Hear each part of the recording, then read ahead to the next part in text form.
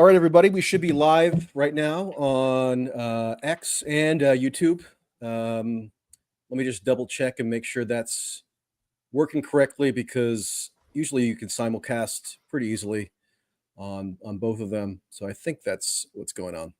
This is my first time on X Live, by the way. I've never done this before. Yeah, okay. I've never done it. I know a lot of people have done it. What is it in a Spaces thing, or is it something else? Is it just like it kind of pops up as a space. It's not an audio space where people can participate like a typical audio space, but it pops up as like a live stream video. You know, it's pretty good. It seems to get a lot of impressions and whatnot. And then you can also kind of simulcast it on other platforms. So, hey, I think it's pretty good. And if you want to retweet it, actually, if you're able to. Oh yeah, sure.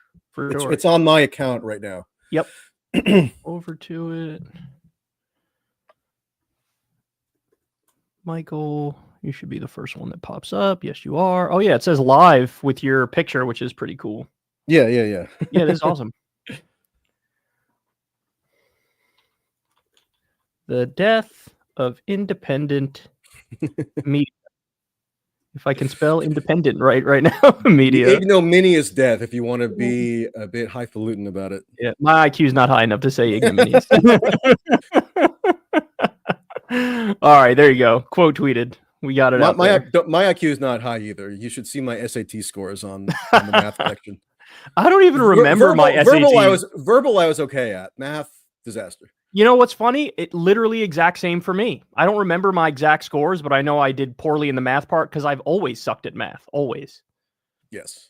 So I've always accepted that maybe it's because of my peasant Irish and Italian lineage that I can just never aspire to like the quantitative heights of people with actually high IQs. So yeah, I've accepted that about myself. Yeah, to each their own. Everybody's mind works kind of differently, you know? Yeah, and I'm just going to also just tweet this out. It's already tweeted out, but I'm like adding it at an additional tweet. Gotcha. I'll retweet you on that one too. Live now for a no holds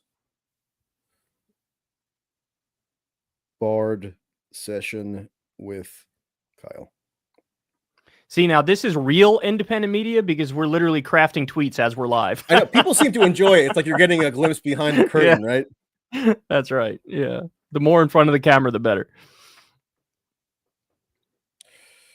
Hey, I'm an open book. Okay, so Kyle, if memory serves, you and I have had sort of like post-election discussions for the past several cycles. I'm not sure if we did it when exactly we did it in 2020, but I definitely remember doing it in 2016. And I think we did something related to 2020. So we're kind of like keeping up a tradition here of sorts. And the main impetus for this discussion is to kind of catalog what we see as some of the really damning flaws of this quote unquote alternative media. You're one of the few people in the alternative media orbit who's been vocal about this. I occupy a slightly different role where obviously I have some role in the alternative media. I always gotten some degree of value from participating in the alternative media, but I also write for mainstream outlets. So I'm kind of like a fusion in what I do personally.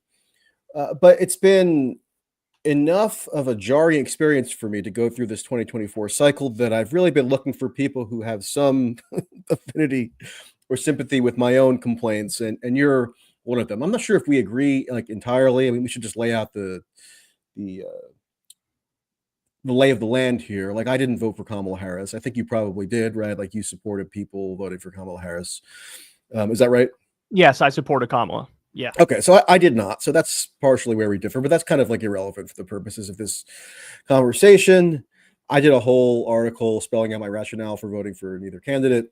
Which, by the way, let me just interject to say I respect that. You know, I respect the Jill Stein voters. I respect the I'm not going to vote voters. Like, I can see an argument for a variety of different perspectives, and I understand where you're coming from.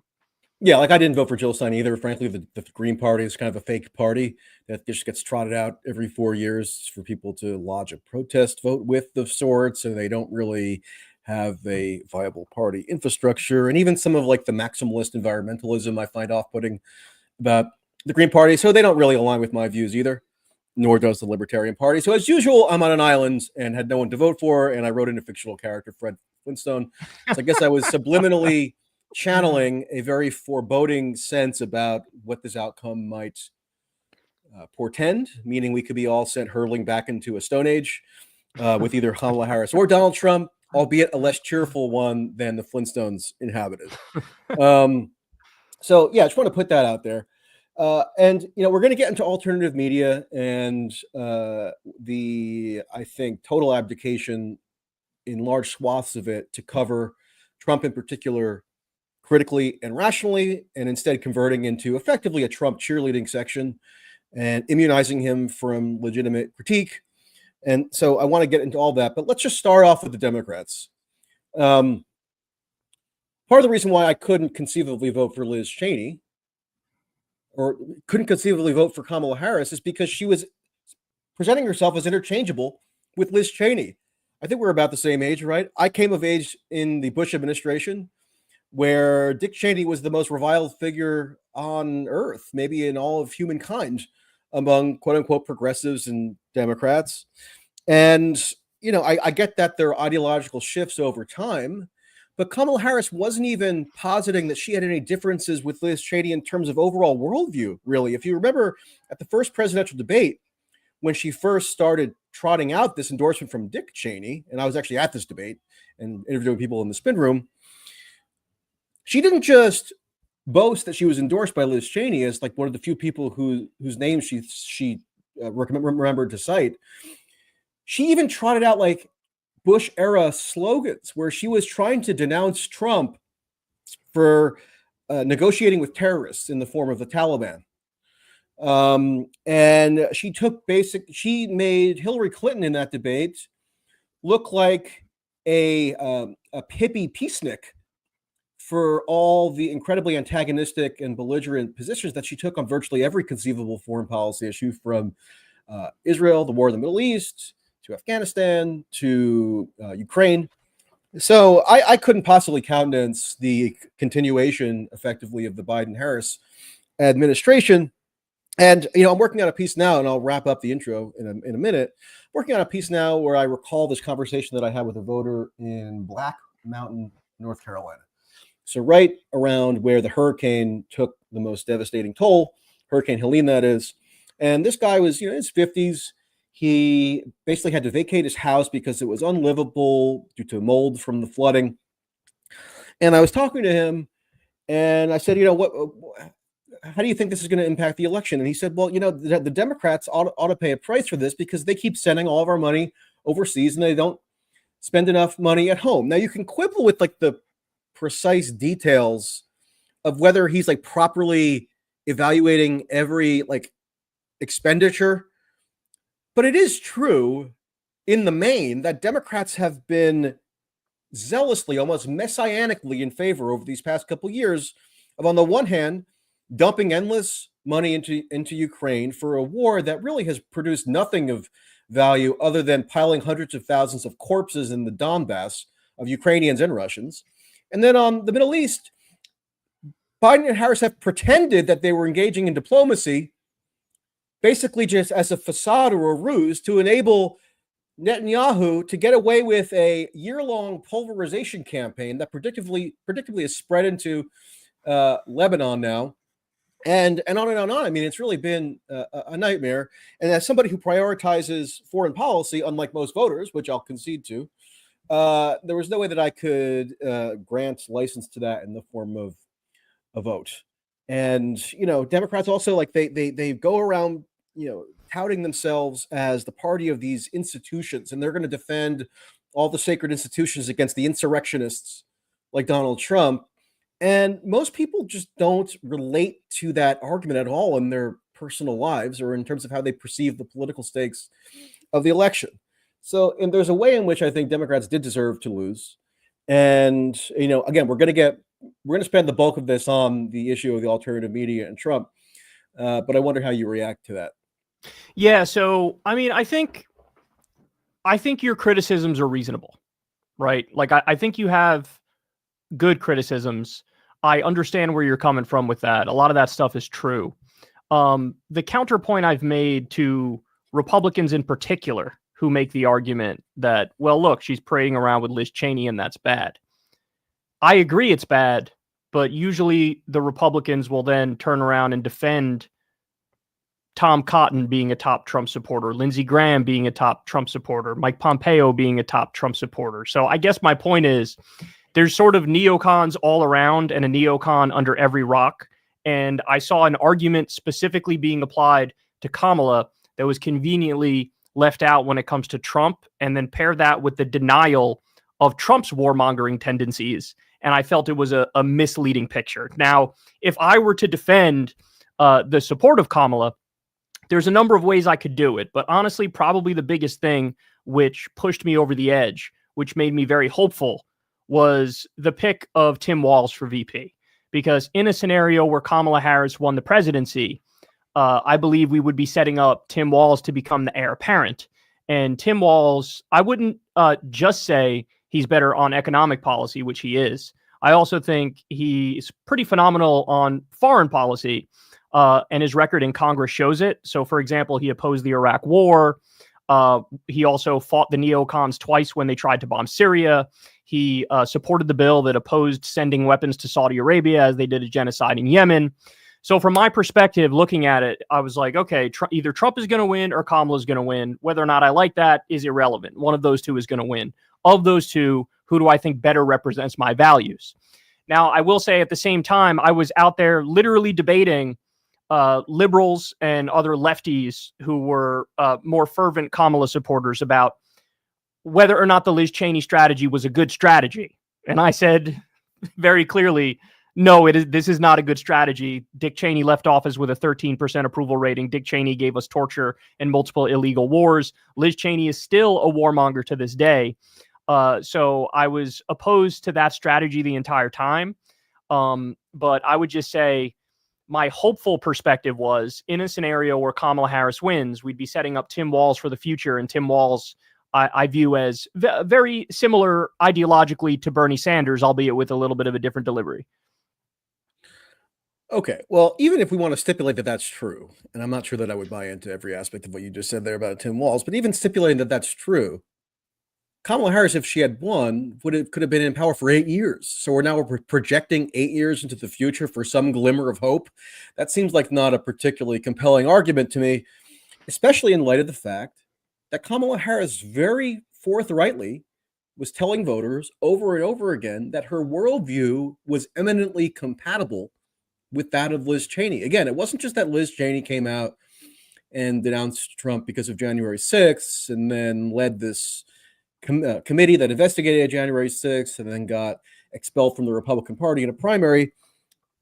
They were also talking a lot about foreign policy. If you actually watch some of their joint events that they took part in the swing states, which again, I would love to meet the Democratic consultant that thought it was a genius idea for in the final weeks of the campaign to have Liz Cheney and Kamala Harris parading around in Michigan and Pennsylvania and Wisconsin, and they thought that was just going to be their key to victory. I want to meet that guy or gal because I'm sure they'd be a fascinating character.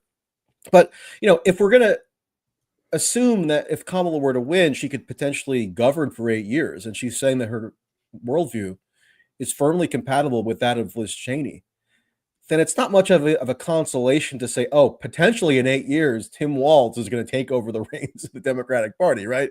Like you could see how that wouldn't maybe be the most resonant argument for people who, for better or worse, don't really factor in the vice presidential nomination all that much. They're looking at the top of the ticket. And Kamala Harris was very clear on what her priorities were and how she would govern, wasn't she? So I gave you my initial reaction as to what put me over the edge, but that doesn't mean that there aren't other arguments that I found persuasive vis-a-vis supporting Kamala. So to your point on foreign policy in particular, there was a moment in the debate that stuck out to me, which I thought was really interesting and something that made me happy. I tweeted about it in the moment where she was asked a question about Afghanistan and she defended getting out of Afghanistan. So I thought, okay, that's a good thing. She also denounced, I mean, it was incoherent because she also denounced Trump for negotiating with the Taliban that led to the beginnings of the agreement, the Doha agreement that Trump and Pompeo at least nominally brokered with the Taliban, that then Biden fulfilled. So Kamala was on the one hand saying it was a good idea to get out of Afghanistan. On the other hand, denouncing Trump for coddling up to terrorists by starting the process by which the Afghanistan withdrawal was executed. Like most things in Kamala's campaign, it didn't make any sense. It was absolutely contradictory. There's no doubt about it. And that's not a good thing. But you have to, I was looking at everything in the aggregate. So I also like that Kamala was talking about a $6,000 child tax credit and banning price gouging. And she was running on some policies that I thought were genuinely good. I also think if you look at the economic record of the Biden administration in particular, I thought that there were plenty of good things there. Whatever, the stimulus checks, the project labor agreements for unions, the $15 minimum wage for federal contractors and employees, the NLRB being very pro-labor, the PACT Act, the CHIPS Act, the 15% corporate minimum tax rate. So I guess the reason why I settled where I settled is because looking at everything, I no longer thought it was like a 2016 situation where it's like, there's Trump and there's Hillary. Who's a lesser evil? Well, from my perspective, Hillary was a lesser evil, but it was a close call. It was a close call. I think you could even make a reasonable argument, say maybe at the time Trump was a lesser evil. Looking at Kamala versus Trump this time, knowing what we know about Trump in his first term, to me, it wasn't a particularly close call as to who the lesser evil is. I thought Kamala and Tim Walz were significantly lesser evil. So that's probably where I landed, why I landed where I landed.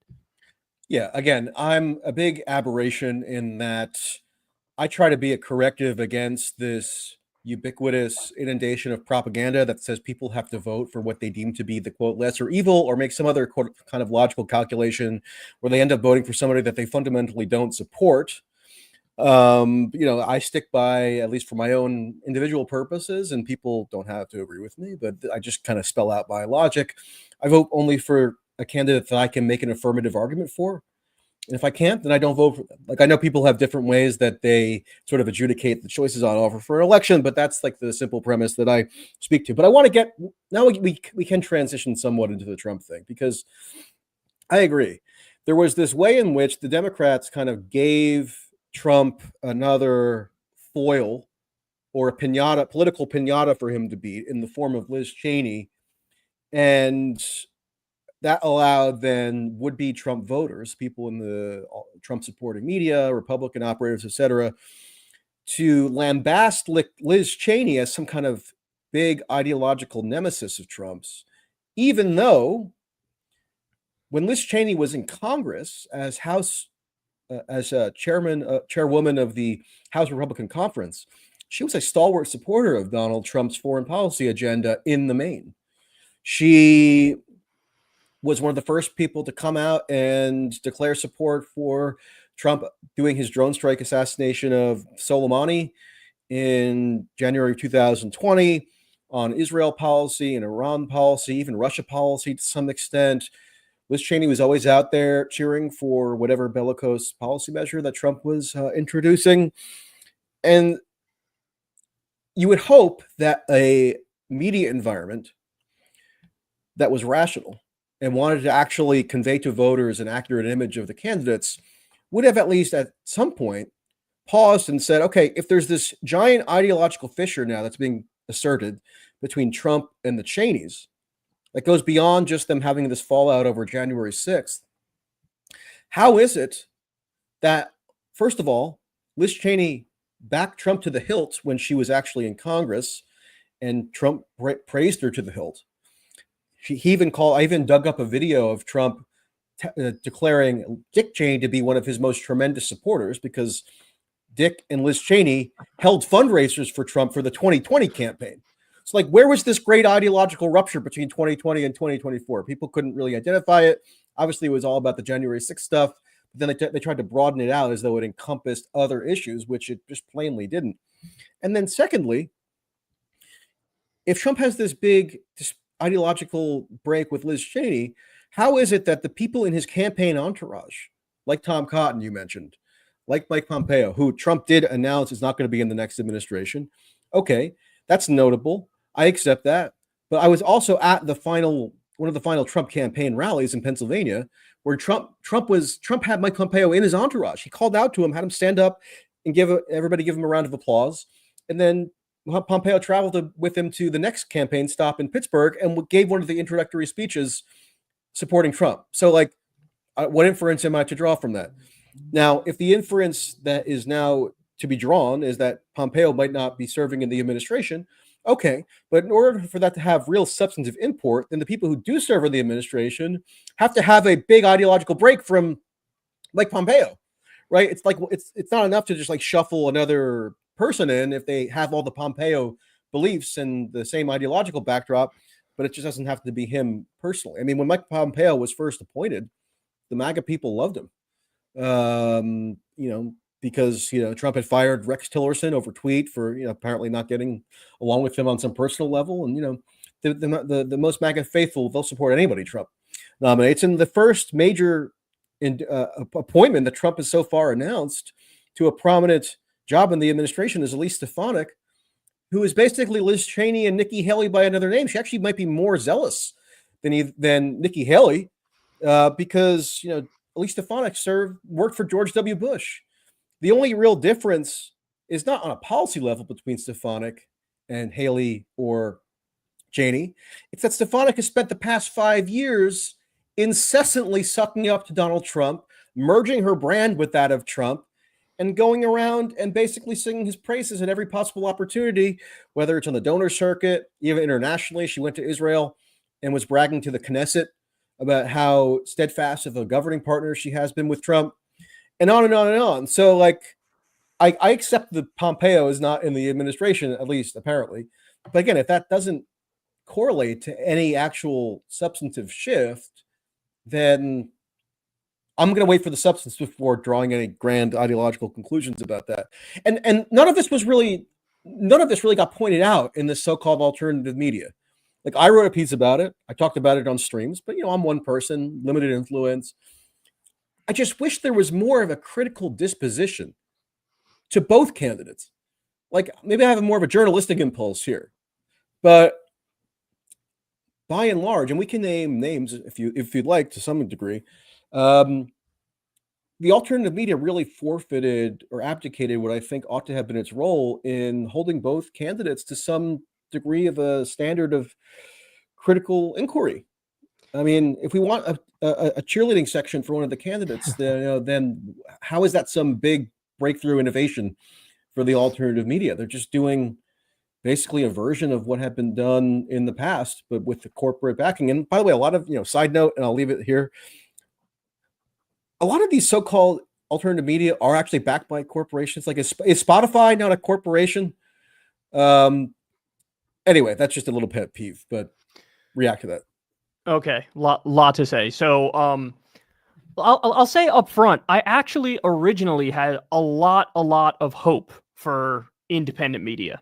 I think there was a stretch there where it was like, hey, they're doing a decent job. And oftentimes they would criticize the Democrats from a perspective which reflected my perspective, which is more of a left-wing perspective, where they say, hey, here's how the Democrats are failing. Here's how they're not living up to what they say their values are. Let's analyze this. Let's be honest with our audience about it. And it really filled a gap that mainstream media wasn't filling. But over time, what you saw is almost like a little bit of a bait and switch move, where it went from criticizing Democrats from their left to just criticizing Democrats, forget the ideological perspective that they're criticizing them from. And then ultimately, it went to its logical conclusion with its trajectory, where it was just a lot of these outlets just became big cheerleaders for Donald Trump. In the case of Joe Rogan, he famously was very, very anti-Trump for a very long time.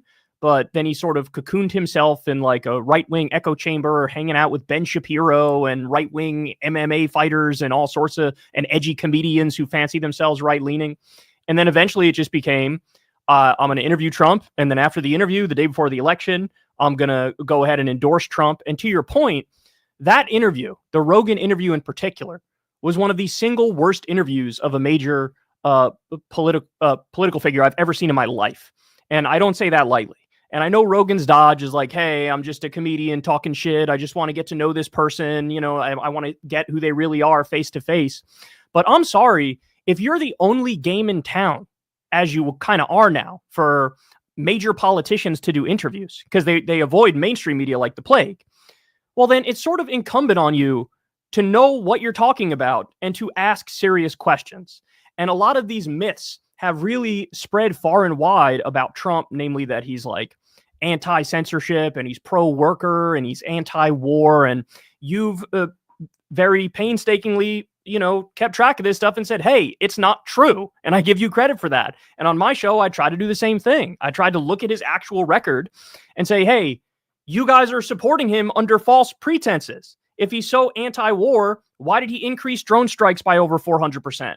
Why were we still in Iraq and Afghanistan? Why did he bomb Syria twice? Why did he bomb Somalia? Why does he openly talk about occupying a third of Syria to take the oil? Why did he increase the Pentagon budget every year? Why did he let Israel illegally annex the Golan Heights? Why is he taking $100 million from Miriam Adelson with the quid pro quo of Israel getting to annex the West Bank? Why did he assassinate Qasem Soleimani? Why did he rip up the Iran agreement? Why did he veto a bill that would have stopped us arming Saudi Arabia as they committed a genocide? Why is he talking about war with Mexico by designating the cartels as a terrorist organization and airstriking them? Why did he drop the Moab on Afghanistan? And the thing that drove me crazy, Michael, is that I feel like I'm the one taking the crazy pills as I'm here in this, independent media landscape, new media landscape, and everywhere I look, the Joe Rogans, the Jimmy Dores, you name it, even people like Andrew Schultz and Theo Vaughn who had on Trump and played patty cakes with him.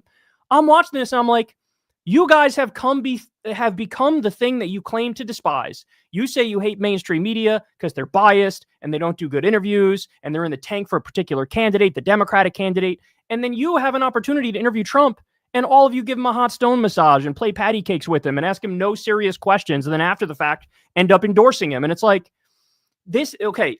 And my final point here is to your point. Yes, this is not independent media anymore. They're not.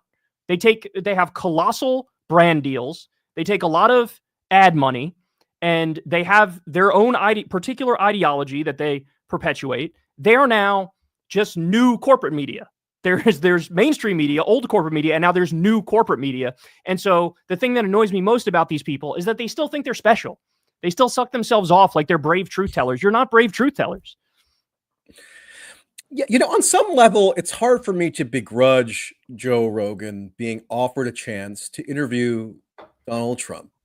I mean, he says he also would have interviewed Kamala Harris, but it apparently didn't come together because she demanded that he come to her and it'd only be 45 minutes. Like, apparently she was just far too busy to make a detour to Austin, Texas and sit there for 3 hours. I don't know if that's because her people maybe accurately assumed that she would not fare particularly well in that format, or whatever the reason might be. I mean, to not go on that show and the concoct an excuse is kind of pathetic. I mean, I think going forward, it's pretty sensible for the Democrats to not nominate anybody who can't withstand the rigors of 3 hours with Joe Rogan.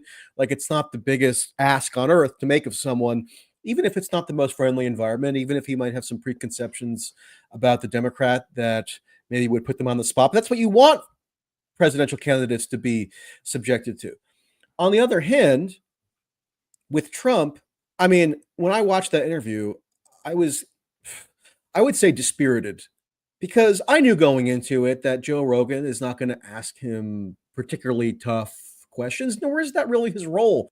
I more fault people who purport to be some version of journalists in the alternative media sphere who basically neglected to cover Trump in any kind of serious, sustained way that fleshed out his record, that fleshed out his proposals, his personnel in any manner that was less than sycophantic. And of course, I'm generalizing here, so you might find some exceptions around the margins, but like, I wasn't looking at Joe Rogan to necessarily be the savior on this, nor Theo Vaughn. I mean, they are comedians, right? They do a casual podcast where occasionally they do touch on political issues.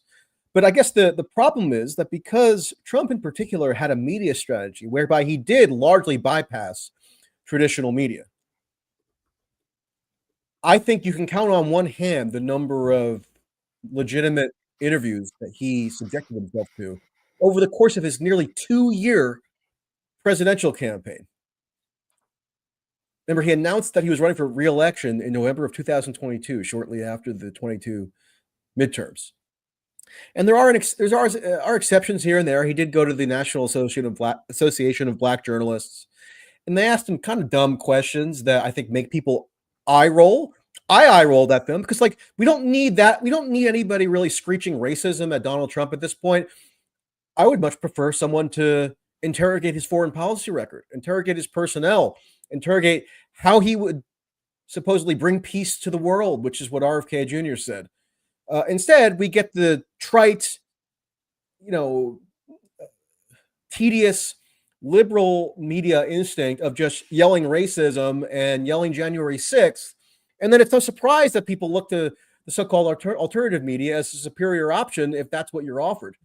But because Trump was able to circumvent traditional media, which again, in principle, is not a bad thing if it were replaced by something better, but it really wasn't. He goes on, these streams with people who are like enamored of his presence, and they just joke around with him for an hour and a half.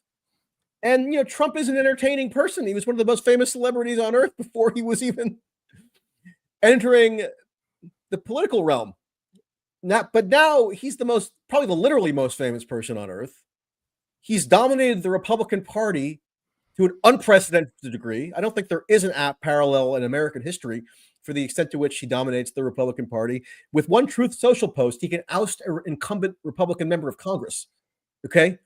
And it's extremely difficult to ever oust an incumbent member of Congress. But that's just one example. And you have this big, like, right-wing and right-wing adjacent media ecosystem that's commercially dependent on Trump. Like, imagine if one of these media entities did really go real critical on Trump. You probably have a lot of their audience leave or rebel. I mean, audience capture is a huge problem on alternative media because people rely on them for subscriptions, subscribers, whatever. And if you don't consciously insulate yourself from that potentially distorting dynamic, then it's no surprise how you can easily succumb to it. And all I wanted was something I think that was fairly simple. Just let's do rational critique of both candidates. And I felt like I was screaming into the void all election cycle. And people accused me of having TDS, which is ironic because I was one of the few people, as you recall, right, critically covered like the Russiagate stuff from the very beginning, who did critically push back on a lot of liberal excess and irrationality as it came to Trump, like the whole resistance, pompous stuff. I never signed on to. And so it is ironic that all this time later, I'm sort of castigated as, being a victim of Trump derangement syndrome, when all I wanted was was appropriately critical coverage of his record and of his positions and of the personnel surrounding him and what he would likely do in office a second time. Like, not a huge ask, right? But it was totally, very difficult to come by. I did what I could, but like, I just don't. I'm just bewildered at the number of people who thought that their proper role this election cycle was to become a partisan of Trump. Like, I like Jimmy Dore. If he sees this, Jimmy, I'm not coming at you personally. It's not anything personal, I promise. But what am I supposed to infer when I see you and others appearing at a Trump campaign rally?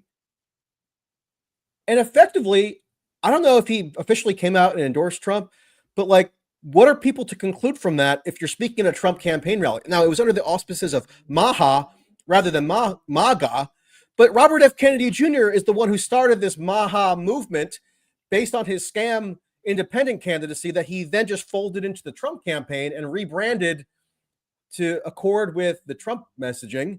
And that was the organization that apparently ran this rally a couple of weeks ago. And I don't know, like, nobody really commented on it. I mean, it's very, very strange to me and disorienting. And I'm trying to like anchor myself in some degree of reality here. And look, I'm not even denying, and I'll stop here and get your reaction. I know the commenters are going to be angry at me already by what I'm discussing.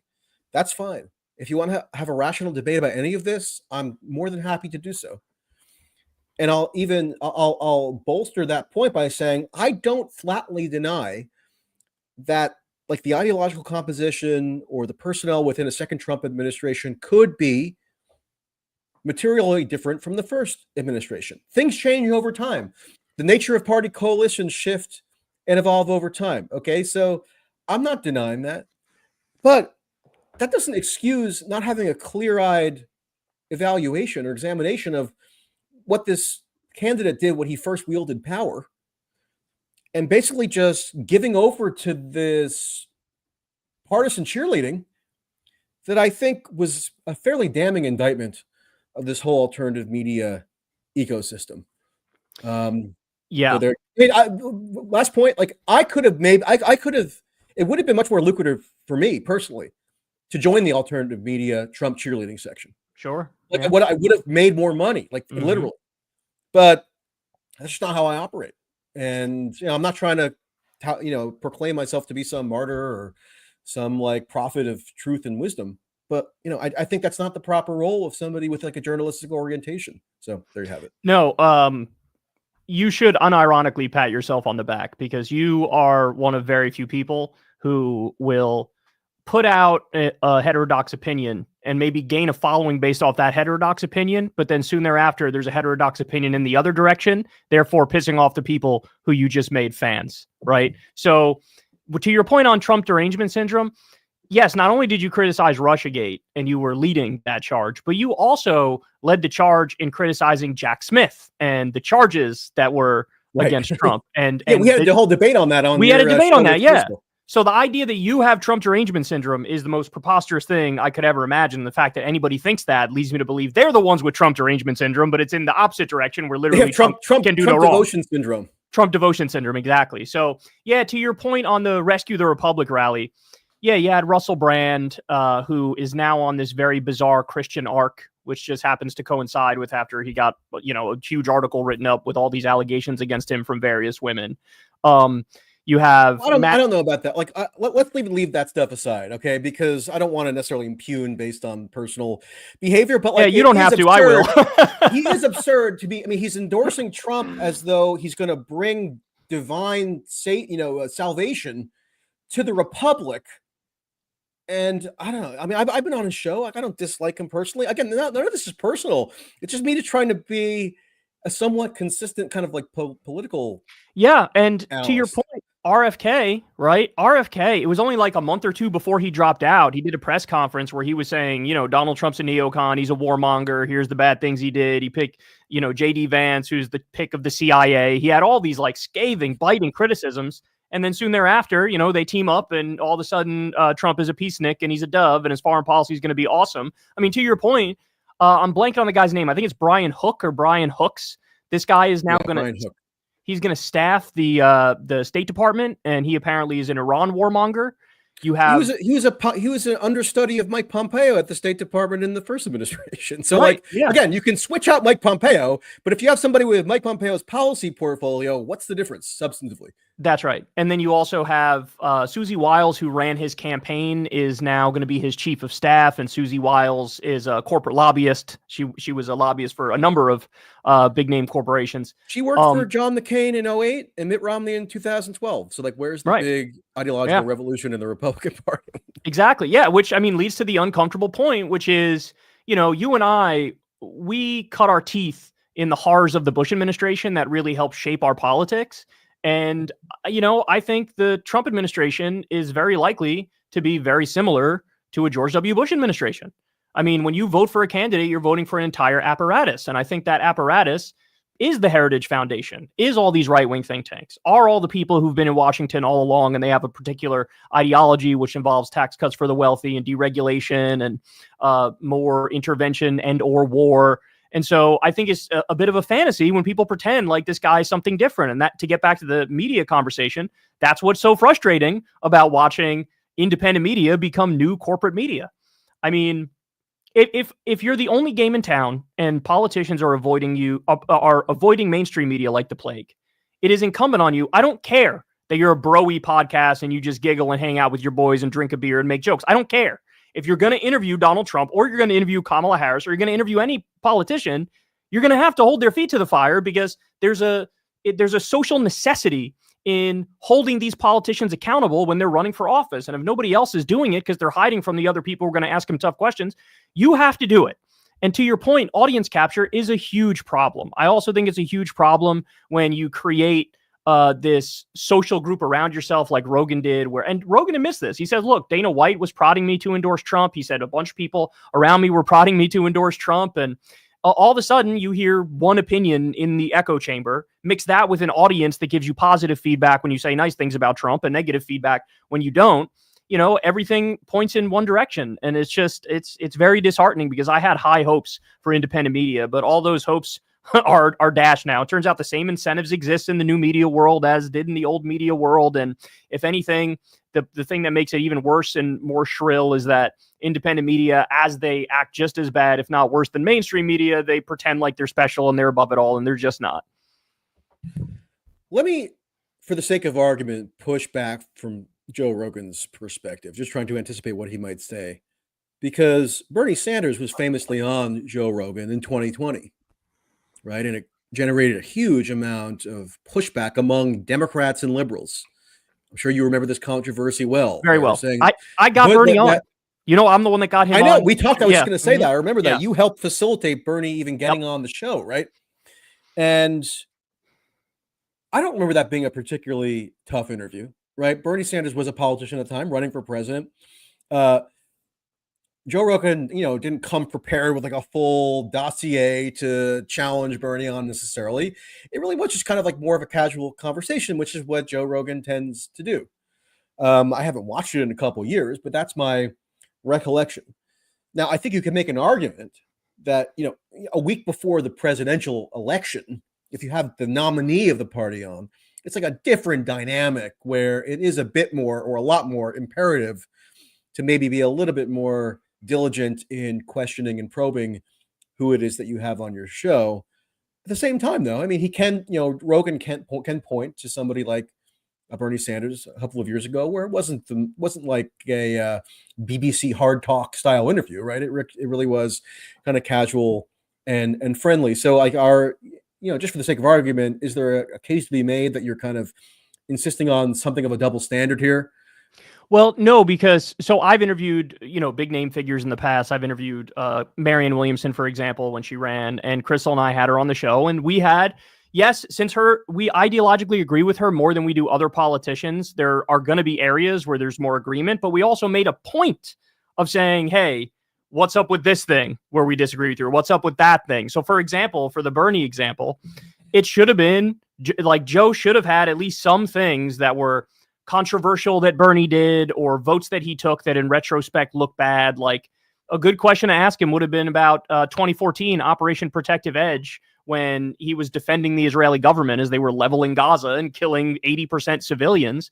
It'd be good to ask him that question. Right? He supported the NATO intervention in Serbia. There you go. Right. See that. And if you were to interview Bernie Sanders, I have no doubt you would ask that question or a similar question about, hey, here's an area where I think you failed. What say you? Let's discuss this.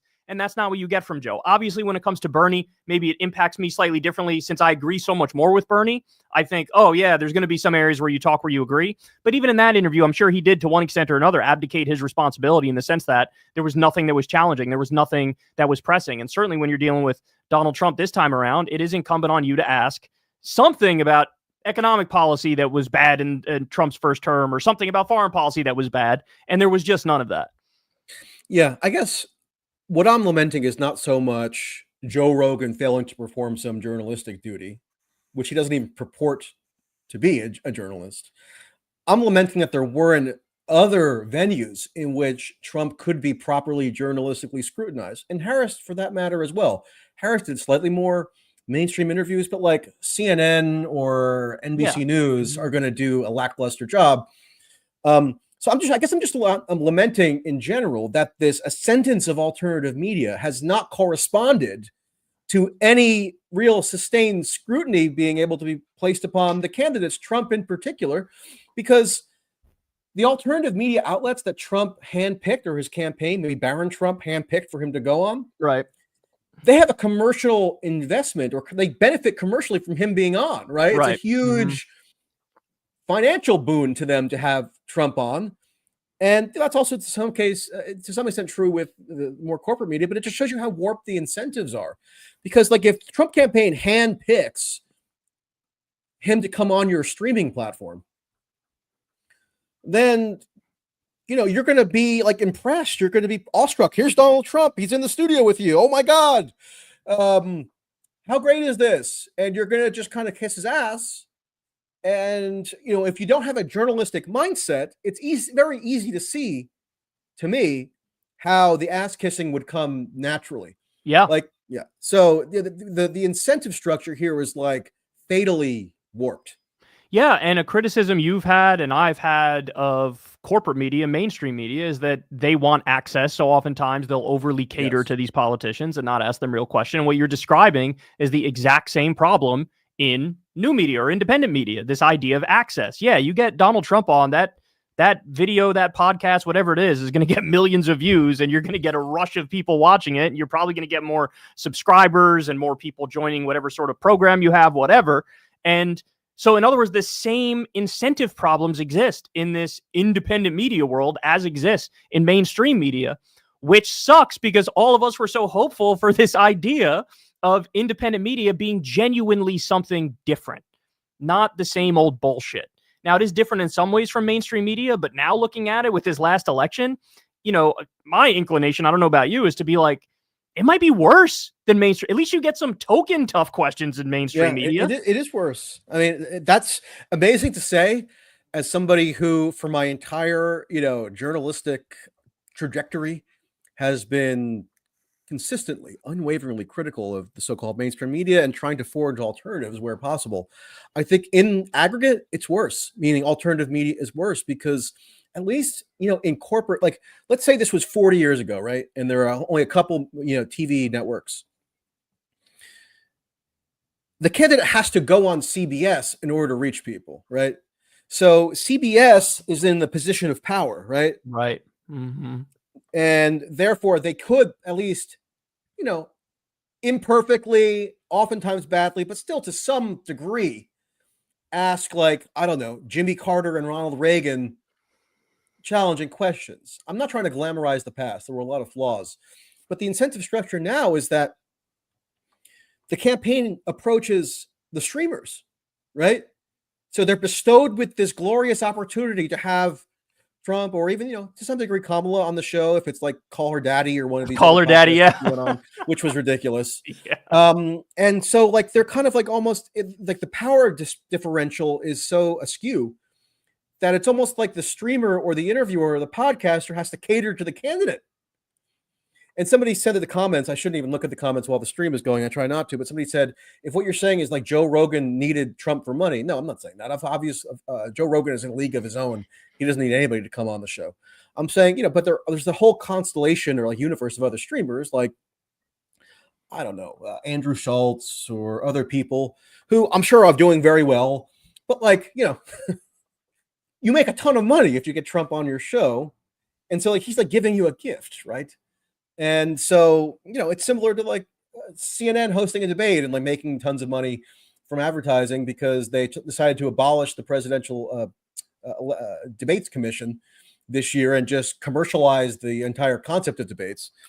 And look, I'm not trying to like even, I'm not even singling out Joe Rogan. I'm indicting the broader universe of alternative media, which just did not provide rational scrutiny of Donald Trump this election cycle.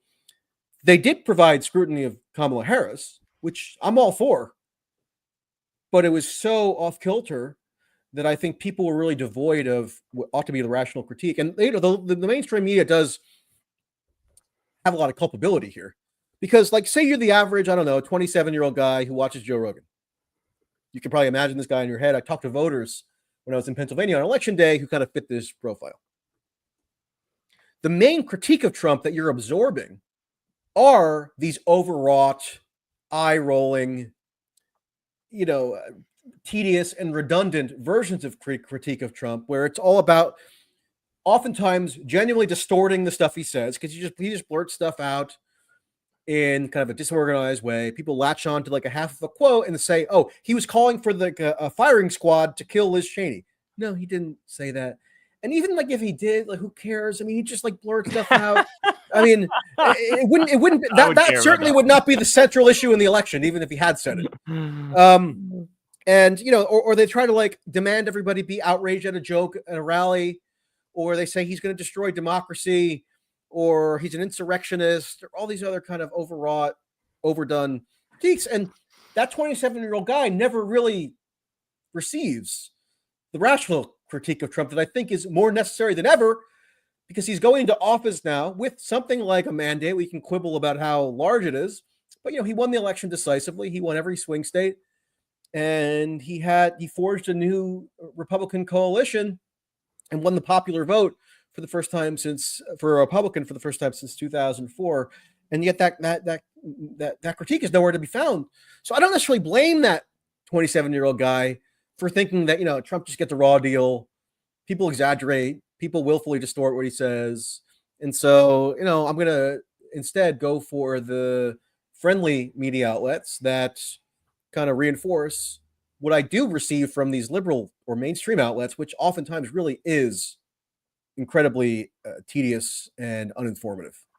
Yeah, so I'll qualify my criticism of Rogan. So I was on his show like 4 or 5 times. I was on his show for the 2020 election. I told him about a scenario that was likely to happen, the Red Mirage scenario, and that's exactly how it unfolded in 2020. And he's told me personally after the fact, the reason why he didn't buy into any of the rigged election conspiracy theories is because I was there on election night and I told him this Red Mirage is going to happen. Here's why it's going to happen. They're going to count the votes the day of first, and they get the mail-in vote second. The mail-in votes are going to skew more Democratic because they're more COVID conscious, et cetera, et cetera. And anyway, he said, oh, the reason I never went down that rabbit hole is because you told me X, Y, and Z, right? So Rogan would agree with my criticisms of Trump, of the Democrats, my political and philosophical outlook. He would agree with it to my face. And then he would also espouse a lot of the same values and the same ideas. There's a compilation I played on my show the other day, and it was floating around Twitter recently of all the times Joe Rogan said things that were, nominally left-wing, and in fact, in some cases, you could even argue far left. And so my issue with Rogan is he knows better. He endorsed somebody this election cycle who reps the opposite values that he says he espouses.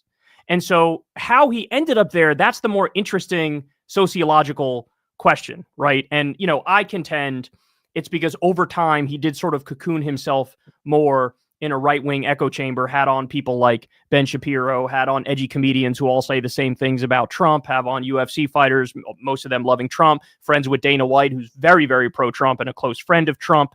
And you go down the list. So I think it has a lot to do with, he moved to Austin, Texas, put himself in this echo chamber, hears that, those opinions reinforced over and over, and then ultimately ends up endorsing a guy. And he also did his podcast. Rogan famously said about Gary Johnson, he said he voted for Gary Johnson in, I think it was 2016. And he said to Jimmy Dore's face, I did that because he did my podcast. And so now Trump does his podcast and he ends up voting for Trump and endorsing Trump. And I just think that's a really sad state of affairs because, to your point, when I was sitting across from Rogan, I would go through his policy record, right? I've talked to him about Trump's foreign policy. I've talked to him about the various bills that Trump signed that nobody even talks about. Like, for example, he signed a bill that gutted internet privacy rights, a bill that polled at 6% support. He signed that. He tried to do Trump Care. That was his healthcare bill. That had an 8% support rating, according to the Kaiser Family Foundation. They did a poll on it. And of course, that bill would have gotten rid of the protections for pre-existing conditions and make it be a state-by-state thing where you opt in or opt out. He picked a predatory payday lender to be the head of the Consumer Financial Protection Bureau. We lost 200,000 manufacturing jobs under him, right? He didn't raise the minimum wage. He presided over 2.9 million job losses, albeit largely because of COVID, but nonetheless, it's still 2.9 million jobs lost. He made $160 million from foreign countries while he was president. I've sat across from Rogan and said these things, and he would nod along in agreement. And then 3 weeks later, he has Ben Shapiro on, and all of a sudden, every point I made was wrong, and every point Ben Shapiro makes is right. So if I'm critical, I think I have every right to be, because that's ludicrous. That, like, what you're saying now, Michael Tracy, I have no doubt 3 weeks from now, you do a conversation with somebody else, you're going to be saying the exact same fucking things you're saying now. You're not going to flip, right? Whereas Rogan, that's not the case. Rogan went in the opposite direction, and everybody sort of treats him with kid gloves and infantilizes him. No, he's a grown man. He's a grown man, and when he's incorrect, people should call him out. Right. And I guess the stock response to that would be, well, I'm not a comedian, right? I'm not a podcaster, comedian, UFC commentator who has any real obligation to hold consistent beliefs, right? So, I mean, again, I'm less inclined to begrudge Joe Rogan per se. I mean, he's always been relatively malleable. One of the good parts of his podcast that, I've watched it forever on and off or listened to it is that, he basically is agreeable with whoever is on. And that kind of fleshes out a conversation, keeps the flow going, where he's not necessarily trying to challenge people. Every now and then he does, but it's mostly about just like putting whoever he has on on, in the context of a casual conversation. I mean, that's what I've always gathered from it. To be fair, when he does fight, it's good. There are times he's fought, and it's been good. He fought with Dave Rubin on government regulation stuff. He fought with Candace Owens on climate change. He fought with Steven Crowder on it does weed. Happen, yeah, and when he does, he actually does a phenomenal job. But you have to cross something that's actually a red line to him. And my guess is, none of the things apparently that Trump are for are red lines, which says a lot about what he claims his values were and what they actually are. I also do think that there's been a cultural drift that probably kind of intuitively disenchants Joe Rogan and people of that sort of vague political profile with the Democratic Party, which I've been covering for a long time. I mean, I got torn apart in 2020 for covering a lot of the excesses of that protest movement. The fetishization of identity just came so over cumbersome. And we don't have to, necessarily get into this trite discussion of woke, but I mean, it is a dominant ideological tendency in the Democratic Party, especially at elite levels. And, people don't want to be told that they're racist and sexist and they're supporting somebody who's a fascist constantly. And I get reacting to that and having a negative perception of that, and then maybe having that inform one's political beliefs. I should kind of share that, okay? But that doesn't necessarily therefore make me become a cheerleader for Donald Trump, right? Like there's a logical leap there that I don't think necessarily has to be made. And Trump is nothing if not politically astute, right? So he obviously saw that as ripe political territory for him to utilize. And hence this podcast heavy strategy where people who do have more maybe of a cultural affinity with him are increasingly abandoning the Democratic Party. And again, I don't blame them for abandoning the Democratic Party. Like we said up front, I'm not like you, where I was trying to get people to vote for Kamala Harris, right? I was occupying a different role. I wanted people to just be clear-eyed and rational in their critique of both candidates. But that was totally bewildering for so many people. Yeah, to your point, I agree with the stuff you said about wokeness, and there's been a real cultural shift, and that helps explain in part how Rogan ended up where he was. But I think one of the things that frustrated me a lot is that Kamala very explicitly ran against that. She ran saying, hey, we actually wanted to do the right-wing border bill, and Donald Trump killed it. She never mentioned her race. She never mentioned her gender. She never did any cancel culture bullshit or political correctness bullshit. She stressed this idea of whenever she was asked about race or gender, she'd say, look, I'm going to represent all Americans. If you look at the DNC, they had a freedom thing and a patriotism thing that they were doing. So there was a real explicit attempt to separate from the excesses of wokeness in the past. It didn't ring true. It seemed contrived. But see, that's kind of my point, is that even if they're doing everything they can to distance themselves from that, the cultural sort of feeling in the air made it so a lot of people were like, fuck it, I'm against the wokeness. And it's like, well, what more were they supposed to do to say they're not on board with that type stuff? And that's also frustrating because, again, I feel like Rogan knows better. Rogan would have been all over it if Kamala said some shit about her race or gender or did some I'm with her bullshit. She didn't do it, and he still was on Trump's nuts. Yeah. So one thing that's been most maddening to me about this election cycle is RFK Jr. I know the comments are going to be in an uproar by my saying anything that is not entirely flattering about him.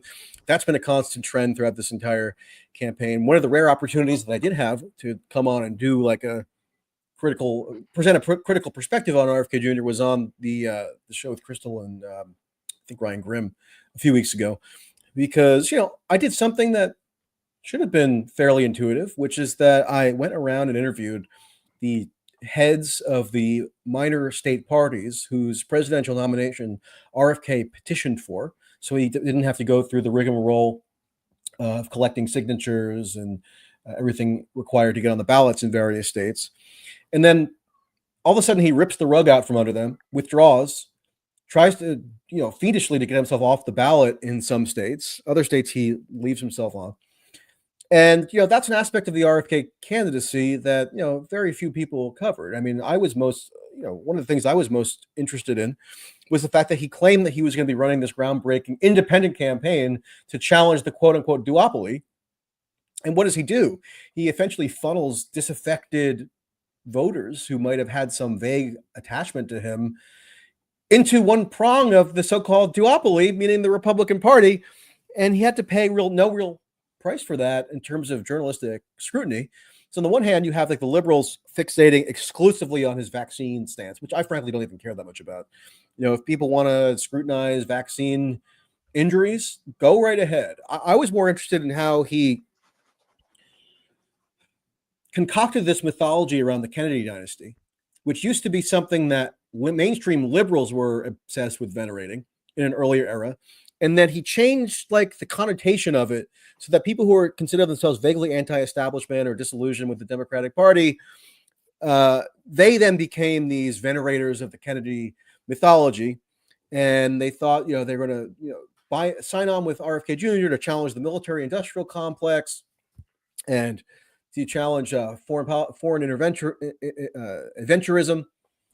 And all of a sudden, he decides to abandon every critique that he previously had quite ferociously made of Trump, or at least stridently made of Trump over the course of its independent candidacy, and become part of the Republican Party coalition. And I think the roots of what made that effective is because, getting back on the theme of why we're having this discussion, RFK Jr. did a long podcast tour. It seems like half of what he did was podcasts throughout this entire campaign. And in a way, it's savvy, I guess, because a lot of people who I otherwise, tend to respect were just giving him the most credulous, friendly interviews imaginable. Not even doing the basic research on his background. Like, he was a hardcore Russiagator. It wasn't hard for me to find. He was, denouncing Trump for sidling up to dangerous autocrats like Putin and Kim Jong-un and Xi Jinping. This is back during the first Trump administration, not in some ancient era. Mm-hmm. And he had no record really to go on because he had never served in elective office. So I think then, once he developed this following within segments of the alternative media landscape, that he was able to marshal that into the Trump coalition. And I think, that was effective. Again, Trump, very politically astute. And I thought right away that it was politically astute for him to obtain the endorsement of Robert F. Kennedy Jr. and then send him out on the campaign trail with Tulsi Gabbard and people trying to cajole disaffected Democrats into the Republican coalition. And we could talk about Tulsi too, if you're interested. But I think the RFK Jr. angle, again, gets to the lack of rigor with which so much of the alternative media approached this election and kind of set the groundwork for Trump to have the hold on these elements of the media that he did, and then made such electoral use out of. Yeah, I mean, because one more thing, Kyle, because I don't know about you, but every comment section that I ever talk about this on is always, bang for my head if I'm ever even slightly critical of RFK Jr. I'm sure the comments here will too, but sorry, go ahead. But well, see, that's your mistake right there. You should take a page out of my book and never read the comments ever. And then I can't help myself. I'm incorrigible. I can help myself. And let me tell you something, my mental health has gotten phenomenal ever since I stopped reading the comments about 3 years ago. So highly, highly recommend to everybody out there who's in this space, because I'm telling you, you're free when you're not, held back by the whims of an angry mob. You feel very free. But anyway, sometimes there's decent stuff in the comments. So like 99 times out of 100, it's useless. But every now and then there's like a diamond in the rough. So I guess that's what I hold out hope for. That's undeniably correct, but I'm missing a lot of diamonds in the rough because I'm not reading. But so the point you're fundamentally making, and it's the one that really gets to the core of what the problem is here, is that so much of what's in so-called independent media is just vibes. They pretend like it's not. They dress it up. They put lipstick on the pig. But so much of it is just vibes. And your point and my point is that we got to be better than that. It can't just be vibes. You actually have to look into the policy specifics and what the proposed policies are, what they did, what they're going to do, who's contributing to them, right? Who are they putting in their administration, etc. And so I'll play devil's advocate for 1 second, even though I agree with you completely on RFK. I will play devil's advocate for 1 second. The argument they would make is they would say, the RFK supporters who still ride with him, even though now he's with Trump, they would say, look, Michael, what do you expect? Trump is actually going to fight the establishment, and RFK recognized that. And that's why he's supporting him now and campaigning for him. What would you say in reaction to those people who say Trump is going to fight the establishment and that's why RFK is with him? So why don't you get it, Michael?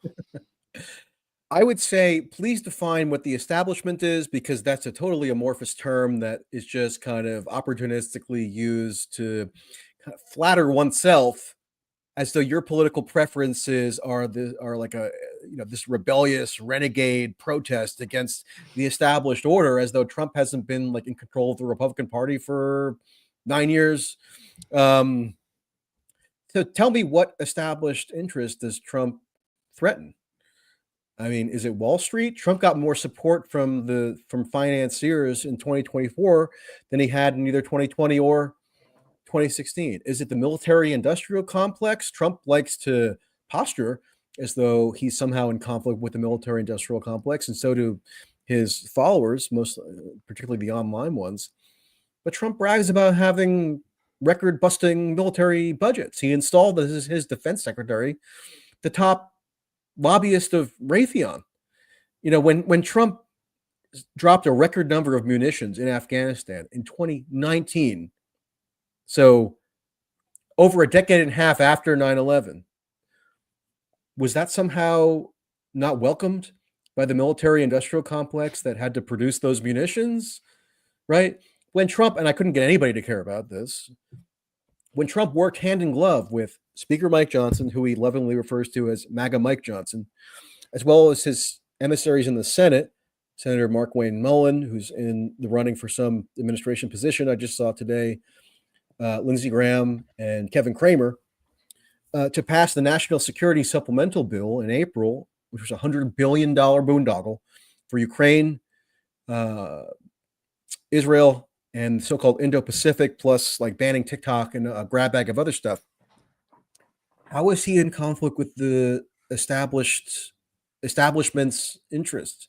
A lot of this tends to boil down to like Trump having personality feuds with people, and then whoever he's in a feud with like represents some mythical establishment, but he's always like just inherently not establishment for whatever reason. Like, I don't even use the term establishment anymore, or deep state, really, because although there is a permanent national security bureaucracy, the way that the term deep state has been used as like a Republican talking point kind of has stripped it of meaning. I mean, it stopped really having meaning when Sean Hannity started using it regularly. And so, okay, I mean, so people who make this like kind of point about RFK Jr. will say to me, look, he just wants to make everyone healthy. He just wants to get better, remove chemicals from foods and from the soil supply. Okay, I mean, you think if that was the main message of the RFK Jr. campaign, he would have gained the traction that he did? I mean, he was at certain points actually polling better than any third-party candidate since Ross Perot in 1992. 20%. Yeah, he was at 20. Right, which that was a real foundation to potentially build a campaign upon if he was interested in running one, which he evidently wasn't. I mean, they claim, this also drives me crazy. I did a whole article about this a few weeks ago. They claim like the DNC forced him out of the race, right? But RFK Jr. was going to be on the ballot in 49 out of 50 states. You know why he was not going to be on the ballot in New York? Because in New York is where he claimed to have residency. He claimed his residency was in New York when he actually lived in California. Okay. Now he picked another Californian, Nicole Shanahan, who just conveniently happened to be a Google billionaire heiress. I guess she was, supremely qualified for the vice presidency. But then that poses potential constitutional quandaries because, at least, it's never been fully litigated. But the idea is that if the vice president and the president are from the same state, then that state cannot vote for them in the Electoral College. Again, never been conclusively litigated, but that's the idea. And so he claims that his residency is actually in Westchester County, New York, at a house he admitted he never lived in, and that he basically had never set foot in for any period of time. He never stayed in overnight until he declared that it was his residence in May. And obviously that's going to be investigated by political opponents, right? You can't just blame that all on the DNC Like the DNC didn't force Robert F. Kennedy Jr. to fabricate his residency. And then people can argue it doesn't matter what his residency is. That shouldn't even be an issue. Okay, you can make that argument, but like it wasn't the DNC's doing. Did the DNC and aligned groups pour a lot of money into trying to prevent him from getting ballot access or to stymieing his candidacy in other ways? Sure. Go ask Ralph Nader about that experience. Like it's nothing particularly new, but to like blame it, put it all on the DNC is just like a total red herring. And it provides like the justificatory framework. I'll use a high IQ SAT word for him to then just subsume all of his campaign resources into the Trump operation. And even though people had been apparently giving to his campaign under false pretenses, he actually filed an FEC complaint against Donald Trump, Joe Biden, and CNN before the first CNN debate, claiming illegal collusion between the three to exclude him from the debate. Did anybody ask him about that? No. I tried. I did get one question into him about him denouncing Trump for continuing to brag about Ukraine as of May of this year. Right. Brag about arming Ukraine, that is, and being unrepentant about it. And Trump has never stopped bragging about Ukraine, but RFK Jr. tells us he had these secret meetings with him in Mar-a-Lago and just decided to overturn everything he had previously said about Trump. I don't find that impressive, like for a man in his 70s to be so inconsistent that like he could just blow anywhere with the wind.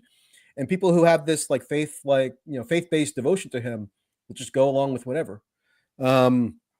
So yeah, I guess that's how I would partially respond to it.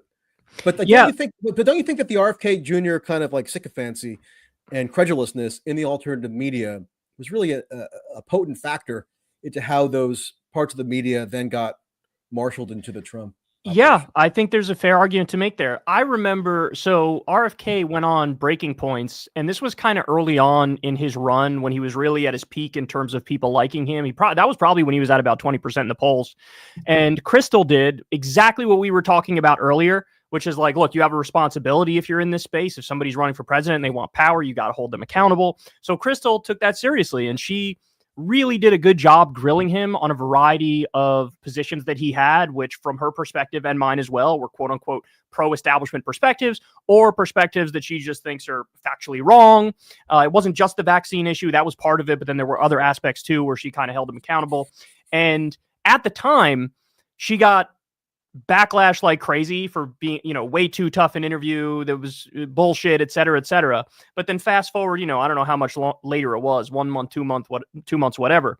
Then all of a sudden people started to realize that she was right, because one of the things that kind of ripped the mask off of him was his just feverish cheerleading for the pulverizing of Gaza. That really, it makes your like anti-war shtick look really silly when you're supporting arming and funding Netanyahu as he effectively wipes Gaza off the map. And so eventually I feel like she was ahead of a lot of people, but eventually later on people came around to recognize that perhaps what she was doing was wise and was just her doing what her job is supposed to be. But to your point, man, yeah, I feel like, and I'm curious your thoughts on this one, because I've been thinking about this a lot recently. It does feel like we have short memories and goldfish attention spans these days, and everything you're saying about RFK. It's radical to remember stuff that happened like 3 years ago. I know. In this line of business. And I really think that, there's an aspect of Trump that I think really helped him win, which nobody really talks about because it's kind of more boring and it's more of like a psychological analysis of the public than anything else. But I really do think the fact that he's this controversial, charismatic celebrity and the cameras cannot look away from him, I really think that helped him. And it's funny because you don't see in all these autopsies, of course, in all these autopsies of what should the Democrats do now moving forward. In all the autopsies, nobody is saying like, hey, maybe on top of having an ideology that means something and standing for something and fighting for something real, nobody's saying like, well, what if we had somebody who was like controversial and charismatic and potentially like a celebrity too? I keep bringing up Jon Stewart in the context of that, but I mean, if our national IQ is truly as low as I feel it is right now, if our memories are as short as I feel they are, if our attention spans are nanoseconds because of social media, as I fear they are, then maybe it is something as simple as that. I mean, one reason why I always thought and argued at the time in 2016 that Trump was the best Republican candidate. I mean, the Republican candidate in the primaries most likely to win is simply his celebrity appeal. He was one of the most well-known people in the country. He had a top-rated reality TV show for like 12 seasons. Whereas like compare that to John Kasich, Right? and it doesn't Right. really match. And likewise, I mean, it's like deceptively simple as to why Trump had the potent political appeal that he did this time. I'm not saying this is the only explanation, but it's Right. definitely It's a not huge the only. factor. Yeah. Which is that he was president before, and when he was president, he was the most well-known celebrity figure on planet Earth. Everybody knows about Trump. Did everybody know about Kamala Harris? No. No. I mean, Trump is historically unique in that I think more people knew about Trump when Biden was president than knew about Biden. Right? I mean, when has that happened true. before in American history? And so, people develop, and I wrote an article, that touched on this a few days ago, but whenever a president leaves office, whether it's George W. Bush, Barack Obama, Bill Clinton, their approval or popularity inevitably goes up because Right. people develop this like nostalgic fondness for what it was like when they were in power. So George W. Bush, when he left office, his approvals were near a record low, not quite at Nixon levels, but close, like low to mid 30s. Fast forward a couple of years, he's like at 60-something% approval. Yep. That's not because people had necessarily this like revolution in their perception of how successful his term was. It's because like there's like a nostalgic impulse that kicks in just kind of naturally over the course of life. So people look back on their childhoods with fondness, right? Or they look back on how things were better 5 or 10 years ago. Sometimes they are, but I think it is like sort of an organic way that people perceive reality and contrast the present with the past. And for Trump to have been president before, and to have been running for the first time since Grover Cleveland for a non-consecutive term. I happen to be from Caldwell or West Caldwell, New Jersey, which is where Grover Cleveland's birthplace was. So I'm devastated that we have lost that historical distinction for our native son. But like it's hugely powerful. That's why Trump overperforms so much among people who are largely apolitical. I mean, I can't tell you how many people I talked to. I went to lots of the swing states. I was in Pennsylvania the final couple of days, North Carolina, Georgia, Nevada. People who are largely apolitical, just absorb tidbits of information. Trump was almost invariably their preference, even if they didn't even know whether they're going to vote, right? Even if they didn't think it was necessarily even worthwhile to vote. When you press them for a preference, they would say, okay, probably Trump. So Trump only has to get like a relatively small percentage of those types of people in order to be electorally victorious. So yeah, I do think that Trump having that celebrity power, like turbocharged celebrity power of being a celebrity in his own right prior to the presidency, and then having that, multiplied by I don't know how many thousand, how many, what the number would be when he, by having been president. So he was like a quasi incumbent, right? And that was why he steamrolled the primaries without even having to debate anybody, right? So yeah, I mean, it is powerful. Obviously, it's not the only factor. People who want to like scream that I'm neglecting other factors. I think we think one factor is, and I'm curious for your thought on this. I have a piece that's probably going to go up today or tomorrow on a conversation that I had. I mentioned before this guy in North Carolina who told me that his house was ravaged by the hurricane, and he's basically just sick and tired of the government spending a lot of money abroad, not spending it at home. So we agree that Trump is not the ideal option for somebody of that view. But what standing do the Democrats have to appeal to that kind of voter? None. On Ukraine, I mean, look, I mean, I know a lot of, I'll have, every now and then this like hardcore Democrat will say, we have to continue supporting Ukraine in perpetuity, billions of more dollars into the Donbass. Let's do it. Let's continue escalating. Let's, give Ukraine authorization to fire U.S. munitions deeper and deeper into Russia. If they take out Moscow, great. Who knows what's going to happen to the nuclear arsenal, but we'll see what happens. And we're just going to continue preaching democracy, rules-based international order. And then you combine that with the consternation over the Middle East, which has a little bit of a different ideological valence depending on the party, but it like kind of gets melded together into this idea of like, okay, so what do the Democrats have to offer people who feel like there's this kind of fundamental misallocation of resources in society? And you're giving Trump an opening. You're giving him the opportunity to present himself as the alternative, even if that's substantively kind of devoid of content. But in a way, it's the political fault of the Democrats for even making that opening available.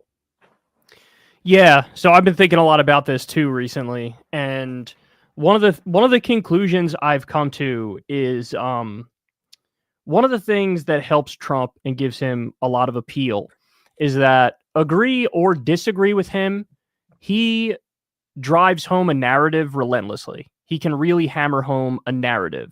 And the narrative that he always harped away on is, look, I'm angry, you're angry, you should be angry, and there's a lot of things that are fucked up in this country, and I know who's to blame. And one of the big problems is immigration. Got all these immigrants coming in here. They're taking your jobs. They're using the welfare. They're shaking down U.S. taxpayers. Point the finger at them. Point the finger at the deep state, which is kind of what you're getting at here with that argument. And he basically makes himself the protagonist in this grand show. And he says, I'm your fighter. And yes, I'm angry. Yes, I'm pissed. I should be angry. I should be pissed.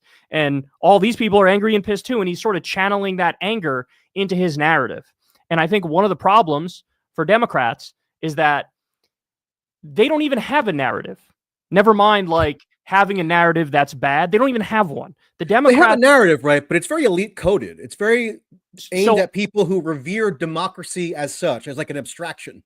Right. But I would say the Democrats come as technocratic status quo managers. That's how they code.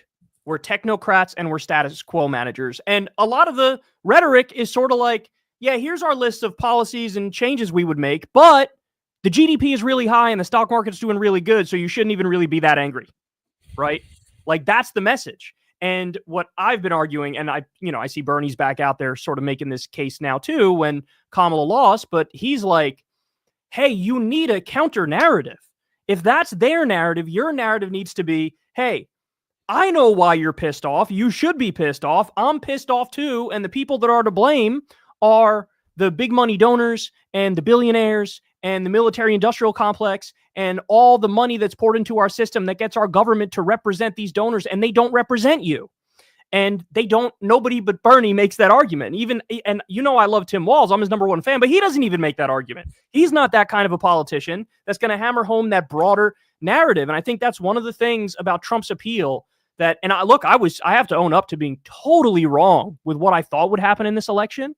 I thought people would look at Trump and go, look, he's just gone too far. He's talking about Arnold Palmer's cock. He's talking about Mike Tyson getting in the ring with Kamala Harris. They don't care about that. They don't care. You're right. You're right. And I could have told you that weeks ago or months ago or even years ago. You should have. I wish you did tell me so that I didn't fucking go out on a limb and make myself look like an asshole. But yeah, now when I look at it, I see the thing that really. For the record, I wrote in April. People can go look it up. Trump is on a trajectory to win. And I believe you. In August. I believe you. Again in October. So I believe you. Consistent on that. So we need that narrative now on the Democratic side, and the narrative has to encompass exactly what you're talking about, which is that voter who said, why is all this fucking money going overseas and nothing's coming to me here? Our country's falling apart. Why the fuck are we sending all this money there? But Bernie is not blameless in this, right? Bernie has voted for every Ukraine war funding bill. I don't know.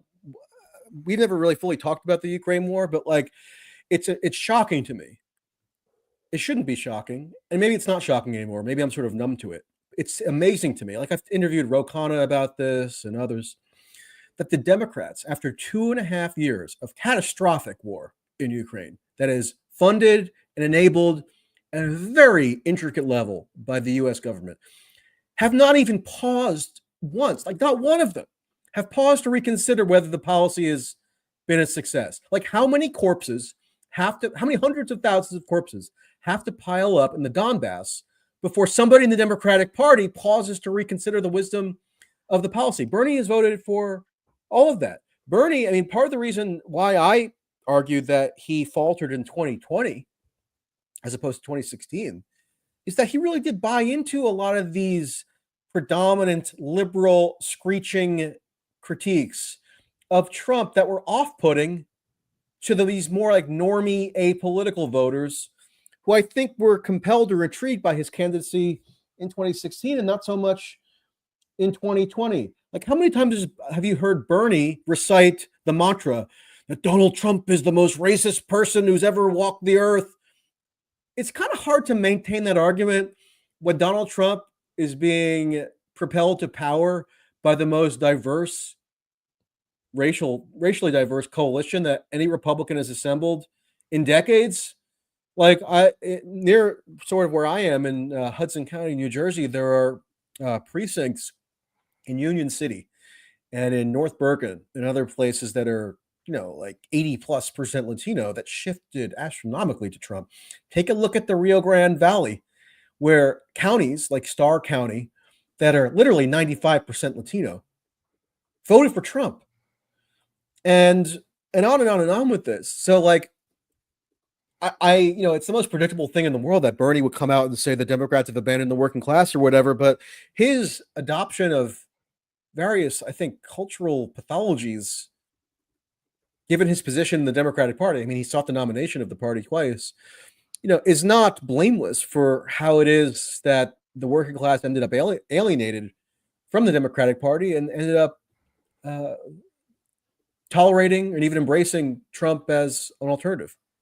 Yeah, so on that, the 2020 Bernie versus 2016 campaign argument, I think there's a good point there to be made about there were too many cooks in the kitchen for the 2020 run, and they were trying to correct as to what they thought were mess ups in the first campaign. One of the arguments levied against Bernie from many liberals was that, oh, you're a class reductionist. You never talk about it. You're a class reductionist.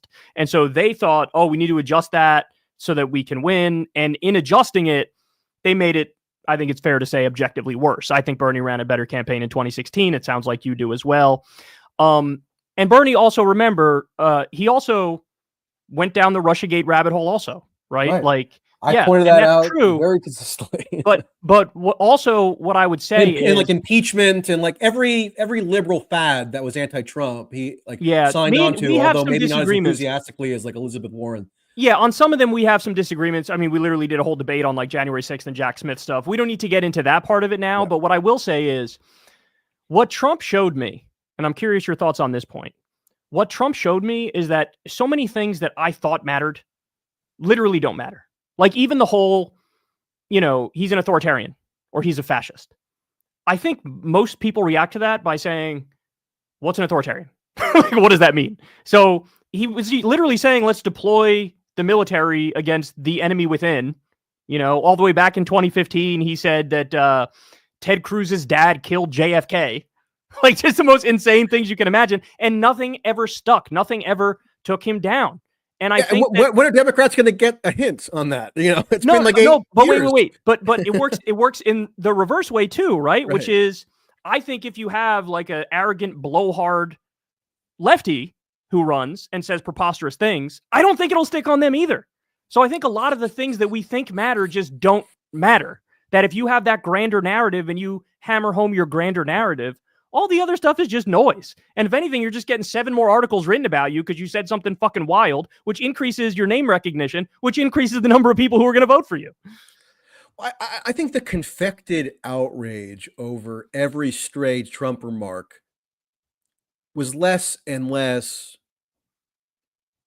impactful as time went on and people developed a fairly established understanding of Trump. It wasn't like he had just burst on the scene, right? It's amazing to me that in the final weeks of this campaign, the Democrats were still trying to pump out examples of Trump saying something uncouth on the campaign trail as though anybody should find that barely even noteworthy. I mean, have you been in hibernation for the past 8 or 9 years? Like maybe the novelty of that in 2016 could have repelled some people, but whoever was going to be repelled by that has already been repelled by and large, right? So for the Democrats to make that the centerpiece of their campaign strategy, I think was just absurd. That Trump also, my point though, is that like Trump also does that too, right? Like he calls Democrats fascists and communists and every bad word in the book. And it's fine. Like nothing hinges on that, right? So my point is sort of that like a divisive politics, as long as you have a narrative that you're hammering home, and Trump did and the Democrats didn't, but as long as you have that divisive narrative, it's like anything goes. You could say whatever you want. You could do whatever you want, right? Both parties catastrophize about the other party in order to conjure up support for themselves so that they can get in power. So the Democrats have now taken to screeching, Donald Trump is a fascist, going to end democracy. I don't know how their proclamations about Trump ending democracy are going to take shape when he's won the election convincingly. He's won the popular vote. So, like, what is he actually going to do to demolish democracy? Is he going to refuse to leave office in 4 years at age 82? What's he going to do? Unilaterally abolish the 22nd Amendment, which requires that presidents only serve 2 terms? And then likewise, Trump and the Republicans, they scream that, in 2020, they tried to say that like Joe Biden was Antifa. Right? Which, I mean, anybody who's like trying to rationally assess American politics knows that's absurd. Like, nobody cares when you can throw anything out at the wall and see what sticks. And, Trump, like for a couple of weeks, I think it was in August or early September, went on a whole spate about Kamala Harris being a communist, which, I mean, she clearly was not running as a communist. You can oppose Kamala Harris. You can critique Kamala Harris without just like lying about her ideological orientation. And similarly with Trump, like I was on the phone a couple of weeks ago with a friend from high school, a smart guy. Maybe he's watching, or I don't know, who was like saying to me something like, help, I think I've been radicalized by the New York Times. And I'm starting to think that Donald Trump might actually be a fascist, because he sort of shared my skepticism about those narratives for a long time. But like he was beginning to be convinced. And I was just like, okay, so what tangibly are you suggesting that Trump would do to implement this like fascist hellscape? Is he going to cling to power at age 82? Is he going to unilaterally abolish the 22nd Amendment? Explain how that would work. Let's say he does win resoundingly, which ended up happening. Like, what in practice would this fascism consist of? If it just comes down to he favors a more restrictionist immigration policy, then I'm sorry. If that's fascism, then that's a quote unquote fascist trend that's sweeping virtually the entire developed world. It's not just Trump. Look at Europe. Look at even Canada, where like Justin Trudeau is on the outs, in part because people are disaffected with virtually uncontrolled immigration, and they don't think that there's been enough assimilation. They don't think that there's been enough management of how to incorporate those people, or if to incorporate them. I mean, people want to say in controlling immigration in their country. So I've never been one to just like summarily discount that as fascist or racist. Obviously, Trump, he uses certain rhetoric, let's say, that maybe can give one that impression at times, arguably. But like fascism to me was just a buzzword that liberals employed to try to like emotionally and excite its base to oppose Trump. And maybe that was effective in 2020 to get, drag Biden over the finish line in a handful of states where he only won by a total of 60,000 votes. But clearly by 2024, that hardcore segment of people who are like radically emotionally invested in opposing Donald Trump, that's going to dwindle with time. He hasn't been in power for 4 years. People develop more positive impressions, as we talked about before, of presidents once they've exited the job. People find him just kind of funny and amusing, and they don't look back at 2017 to 2021 and think that the United States was like a fascist tyranny. I mean, that doesn't make any sense. Like for that 27-year-old, like prototypical guy, right, who maybe listens to Joe Rogan or consumes some of these podcasts. Was the United States living under fascism like 5 years ago? No, I mean, that's ridiculous. It's hyperbole that people eventually are going to tune out, I think. Okay. And that seems to be borne out. Okay, so I'll respond to a bunch of that stuff. So I won't use the F word or the N word Nazi, not the other one. And by the way, Kyle, if it is a fascist, if Trump is a fascist and the Republican Party is a fascist movement, then 50+% of Latino men are now members of a fascist movement. So I guess we can discard the racial purity aspect of how people tend to conceptualize fascism, right? Well, yes, you can discard the racial purity aspect, but also I would argue, if the people who cast the vote are nominally apolitical or don't know like all the specifics, then it's fair to say they cast a vote for somebody and didn't really see the full picture and like kind of didn't know the authoritarian things. What I was going to say is, for purposes of this conversation, I won't use the F word. I'll just use the authoritarian word. So the argument that would be made is this is one where we already had a long debate on it, but I do think that the fake electors slates in particular was crossing a line, which is sort of like insane, that you're not even using alternate electors anymore. The secretaries of states and the governors said in the 7 states, this is over, you lost. And then Trump and his team internally were openly discussing, we're going to use fraudulent electors now to try to get him to win. And then, of course, he tried to twist Mike Pence's arm, and Mike Pence did something which I think was very virtuous, especially in retrospect. And he stood up to Trump and said, I'm not going to do that. So you could argue that is authoritarian. I think recently he's been talking about, and he just picked Stephen Miller for a top position in his administration. And their plan is denaturalizing some immigrants and deporting them. So that means it's not just the undocumented immigrants that'll be deported. It's some legal immigrants that they're going to make illegal and then deport them. Trump has talked about deporting the see how the courts handle legal. True, but that's the thing, is I'm also a little concerned with how much they'll kind of let him get away with. But legal Haitian migrants as well, he brought up in Springfield that he wants them deported.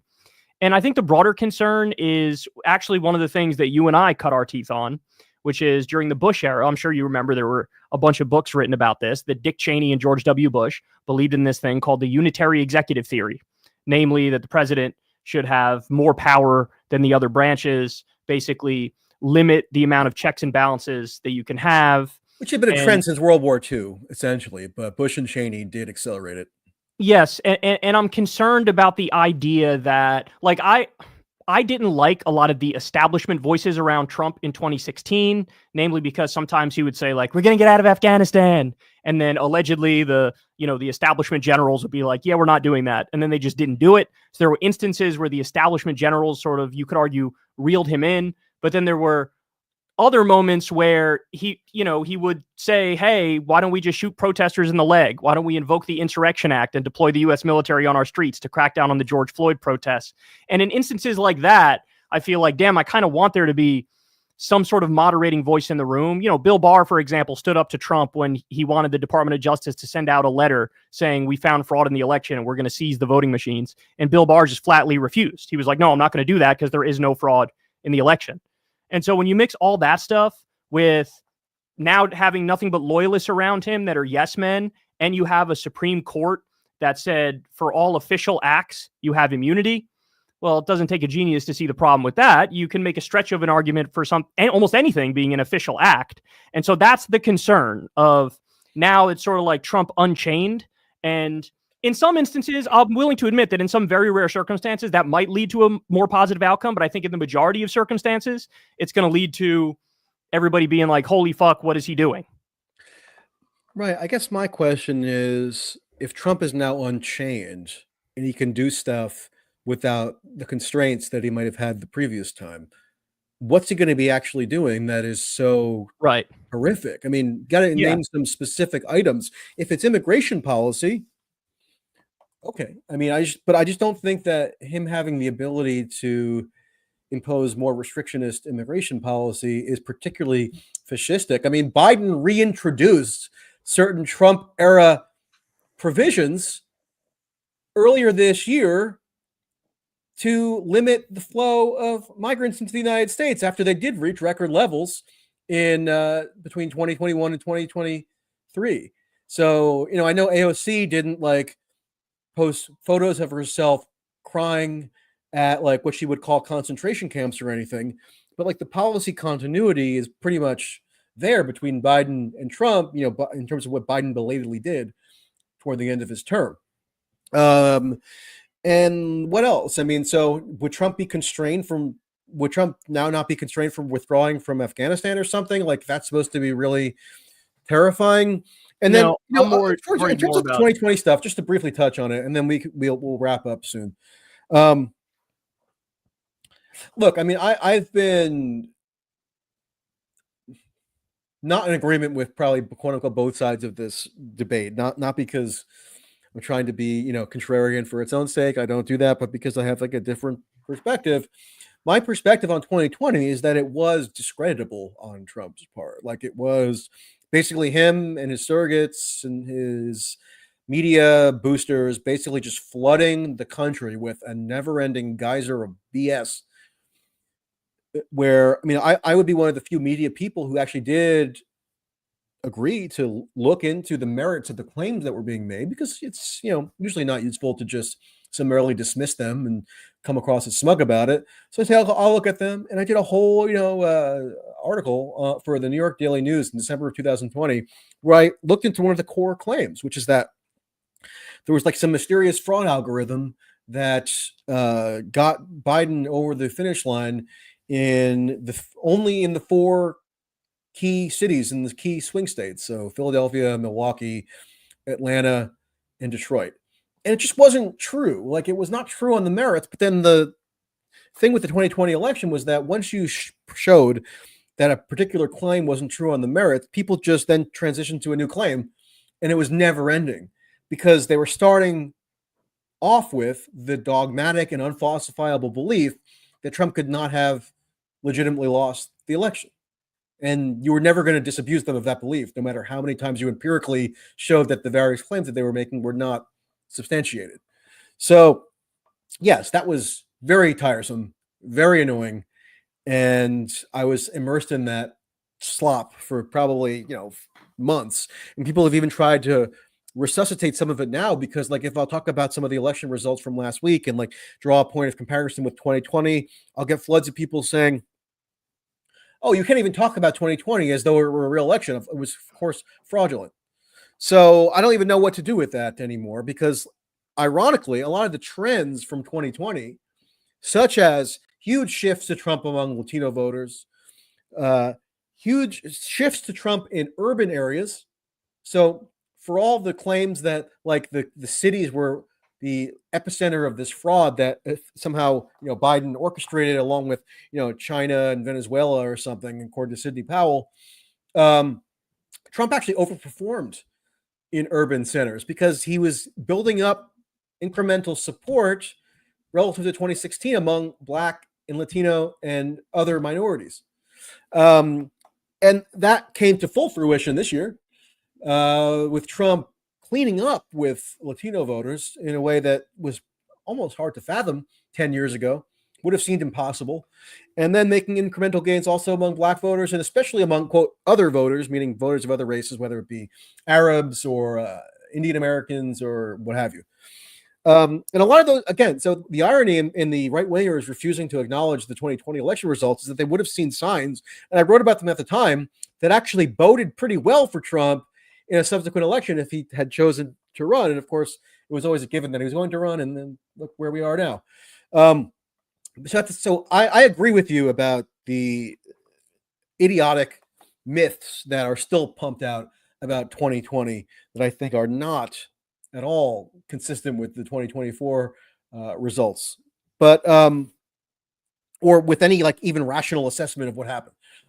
However, I do think that the hyperbole and the histrionics that went into the liberal kind of depiction of the post-2020 period was insane. Look, Trump did basically call out to a mob of yahoos and ne'er-do-wells to go and run riot at the Capitol. I know he said go peacefully and march peacefully, but, like, okay, he still whipped up a crowd that was aggrieved, and then a segment of them went and did something stupid. But I still maintain, again, and this is despite me being accused of having TDS now, which I hope I'm about to disprove, I still maintain that the liberal hysteria over January 6th was in a way more damaging than January 6th itself, because they took what at its essence was a temporary delay of a legislative proceeding that in no way could have had any impact on who became president on January 20th. There was no even possibility, no potential for the mob of yahoos to implement a coup or to overthrow the government or all this other nonsense that or launch an insurrection. I mean, if that was an insurrection, then it was the most quickly and easily stifled and suppressed insurrection maybe in history. And if you notice, Jack Smith, and I think I might have mentioned this on the debate that I had with you guys, Jack Smith could have invoked the statute that actually criminalizes insurrection in the United States. There's a federal statute on the books in the criminal code that does that. and he conspicuously chose not to, because apparently, according to him, January 6th did not meet the criteria of an insurrection. So, but nonetheless, you had the largest ever investigation in the history of the Department of Justice, the most wide-reaching. So people who basically committed a nonviolent offense where for like 6 minutes they set foot inside the Capitol and then left, they were charged with serious crimes. Now, there are obviously a different segment of people who, fought with police or anything, who got bigger sentences. But like all this stuff was huge overreach. They used that as a basis to censor social media effectively, expel Trump from Twitter, which he's now back on under Elon Musk's auspices, and basically was another instance of liberals harnessing the power of the national security state to attempt to undermine Trump. And then that manifested in the various prosecutions, all of which I actually think were specious. Even this so-called classified documents case, which was arguably, I think, the most pernicious, because it resurrected the Espionage Act, maybe the most odious federal statute on the books.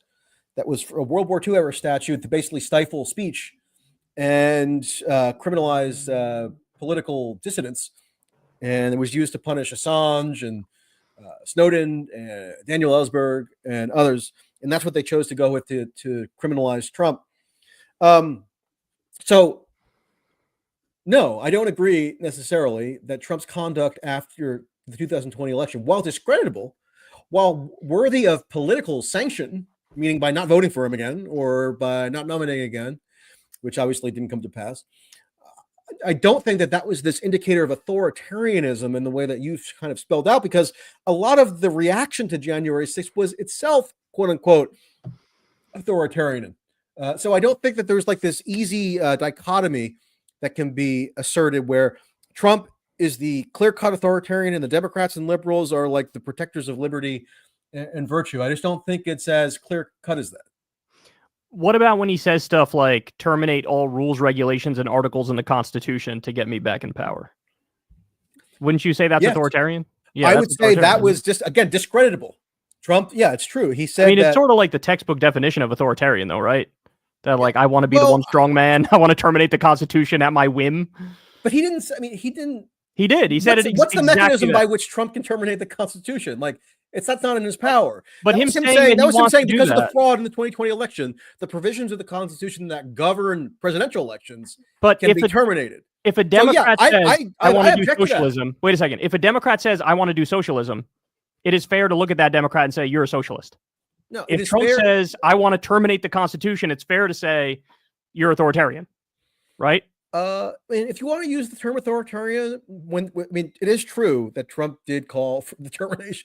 He suggested that it would be possible, because you always have people who are nitpicking every little way that you portray stuff that Trump says. But this is in written text. It was on Truth Social. Yeah, I have it right 22. Here. So Trump did say that the certain provisions of the Constitution could be terminated if it is decided somehow, if like he like personally adjudicates that an election is so fraudulent that it's not valid. So that, I guess in that case, you can like hold another presidential election, every 2 years instead of every 4 years. So yes, clearly that's, again, that I would more put that as like discreditable bluster and bloviation, more so than like actual authoritarianism. Because like when Trump was in power, you had the COVID crisis, right? Or the COVID episode. That was an instance where he could have imposed real authoritarianism if you had wanted to. Instead, he was kind of, feckless. He could have imposed authoritarian measures to crack down on the George Floyd protesters. He threatened he was going to add Antifa to the he was blocked from the Insurrection Act, but never did any of that, really. Well, he was blocked from the Insurrection Act. Remember, that's when the Milley was like, "We're not doing that. We're not deploying the U.S. military on our own streets against our own people."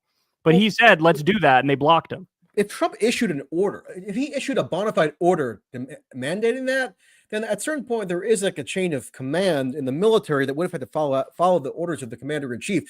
The thing with Trump is he's so disorganized that something he just kind of blurts out doesn't necessarily get construed as a full-blown order, right?